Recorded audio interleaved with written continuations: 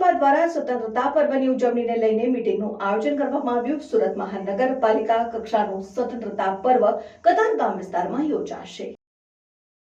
Katargam sports complex ખાતે ઉજવણીને લઈને તૈયારીઓને આખરી ઓપ આપવામાં આવી રહ્યો છે। આજરોજ કતારગામ ઝોન કચેરી ખાતે મનપાના મેયરની ઉપસ્થિતિમાં સ્થાનિક કોર્પોરેટરો અધિકારીઓ સાથે મીટિંગ યોજાઈ।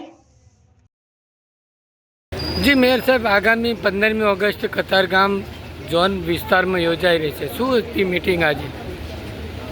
15મી ઓગસ્ટની પૂર્વ તૈયારી કતારગામ ઝોનમાં કરવામાં આવી છે। એટલે કતારગામ ઝોનના તમામ કોર્પોરેટરશ્રીઓ, સંગઠનના પદાધિકારીઓ, તમામ અધિકારીઓને એક મિટિંગ અત્યારે કરવામાં આવી છે અને ભવ્ય આયોજનમાં જોડાવા હું તમામ સુરતીઓને આમંત્રણ આપું છું।